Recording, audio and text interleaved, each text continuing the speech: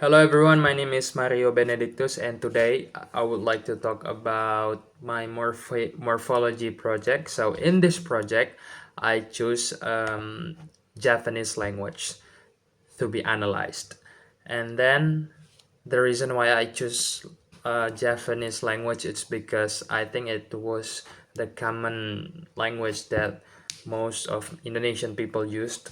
So it is very easy for me to looking for the information of Japanese words in on the internet. So that's the reason why. So in the part one, I have collected 25 Japanese words, and here it is.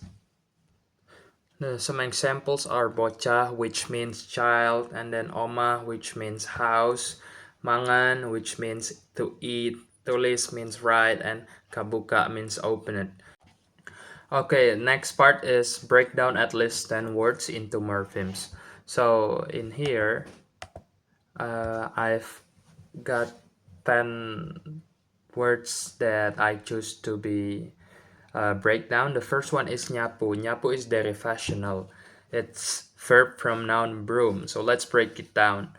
And nya in here is bound morpheme, while sapu is free morpheme. So the prefix nya, a nasal form of n, is added to the noun sapu, broom. This changes the word from a noun to the verb, meaning to sweep. So nyapu means to sweep with a broom.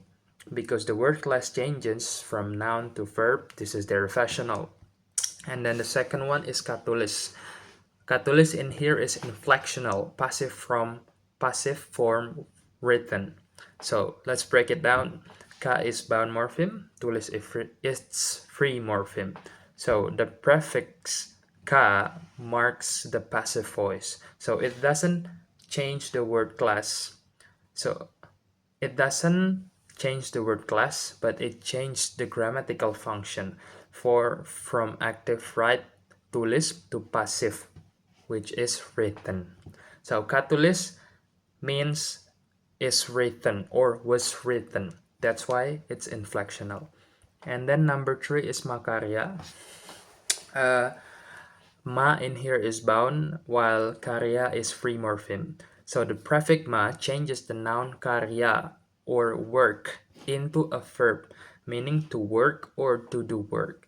The word class changes from noun to verb, so it's derivational. Makarya means to work. And then number 4 is kabuka. The ka in here is bound morpheme, while the buka in here is free morpheme. So the prefix ka shows the passive form of buka or open. The meaning becomes opened or is open. There is no change in word class, only a change in grammatical function. So it's inflectional. So kabuka means opened. And then number 5 is ngomong. They're fashional verb from noun talk. So let's break it down.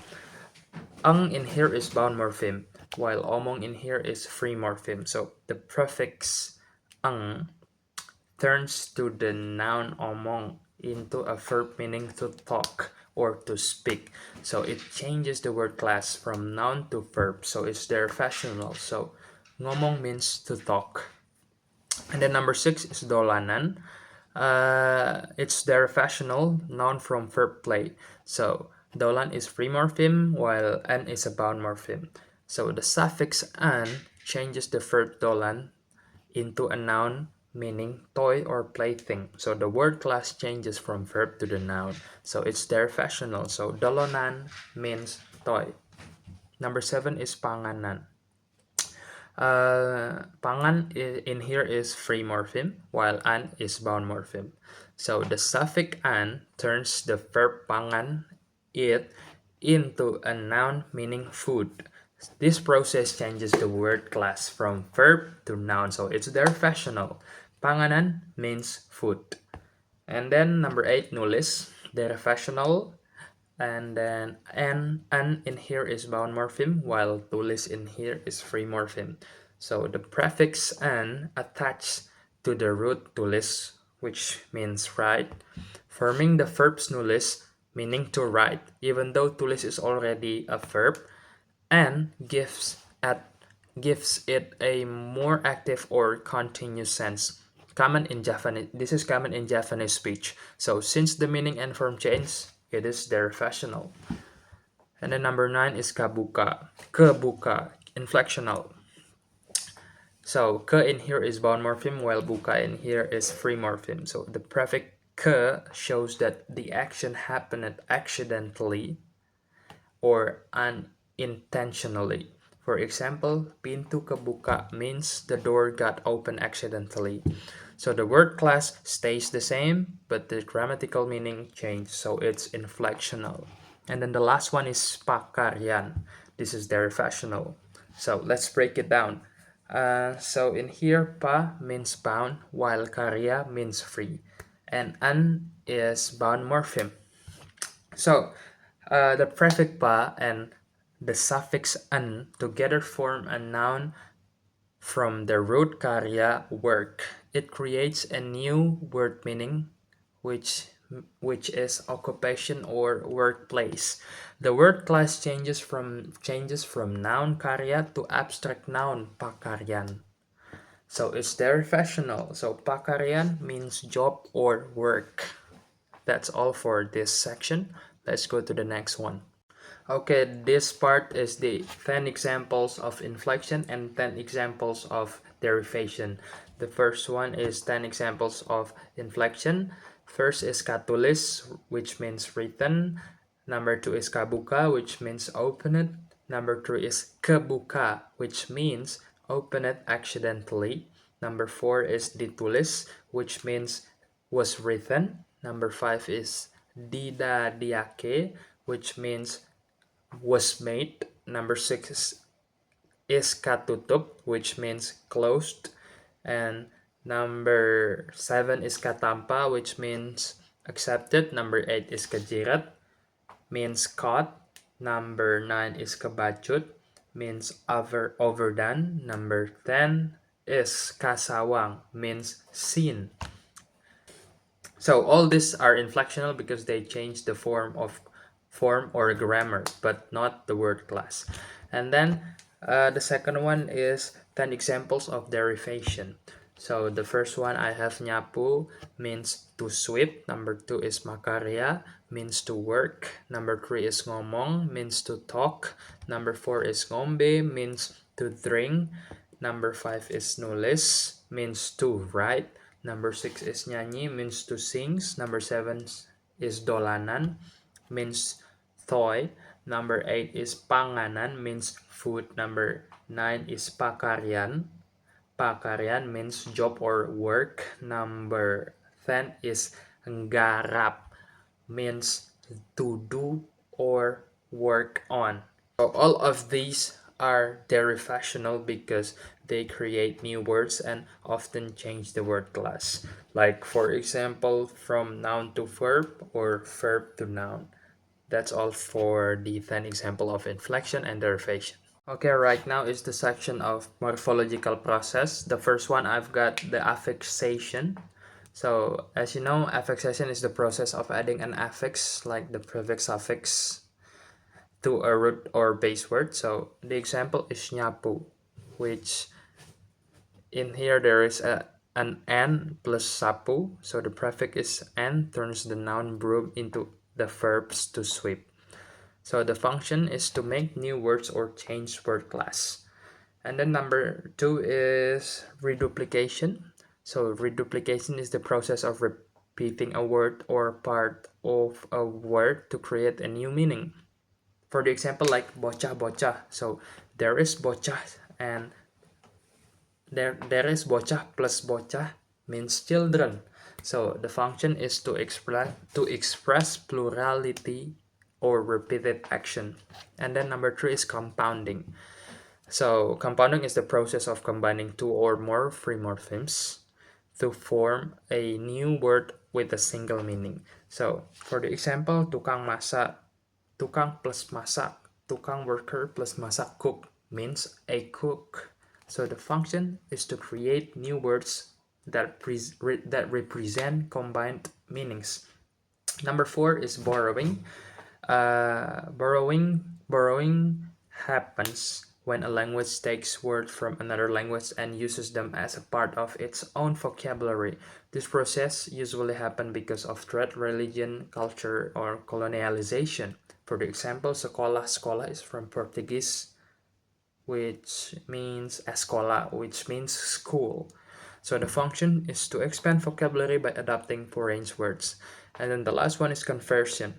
So conversion, also called derivation, is the process when word changes its grammatical category without adding or removing any affix, or with a small change like an. For the example, dolanan, to play, becomes toy or plaything. So to its functions to change how a word is used in a sentence. I think that's all from me. Okay, right now we are in the part of comparative reflection. So in Japanese, affixation is the main way to form new words or show grammar. Prefixes like an, ma, and ka, or suffixes like an and ake can change both meaning and word class. For example, sapu, broom, becomes nyapu, to sweep, and buka, open, becomes kabuka, or open it. In English, affixes are not used as much. English usually shows grammar through word order or auxiliary verb like be plus participle be plus past participle, I mean. And then for the example, Japanese says kabuka while English says is opened. This shows that Japanese is synthetic, which means it uses affixes, while English is use separate words. And then reduplication is common in Japanese but rare in English. Just like the example that I have told you earlier, bocah-bocah means children, while bocah means child. So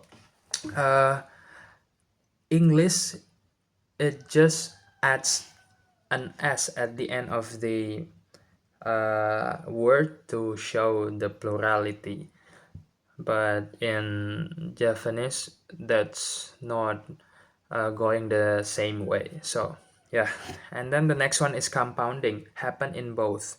Japanese has tukang masak or cook, and English has school teacher. The difference in here is that English compounds are often written together a with a hyphen, while Japanese ones are written separately. And then the next one is borrowing, also exists in both. Japanese borrowed sekolah from Portuguese, and kursi from Arabic, kursi, while English borrowed ballet from French and piano from Italian. And then lastly, in conversion, Japanese adds an to change word class like dolan to dolanan, and English changes class without affixes like to cook, cook. I think that's all from me.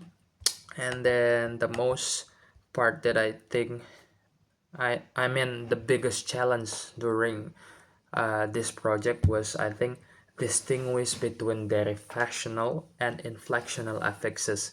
So some Japanese prefixes like ka and an can function both ways depending on the context. For example, ka in kabuka, open it, is inflectional because it changes the grammatical voice, but in kakarian, it's derivational because it creates a new noun. And I think that's all of my biggest challenge during finishing this midterm project. So I think that's all.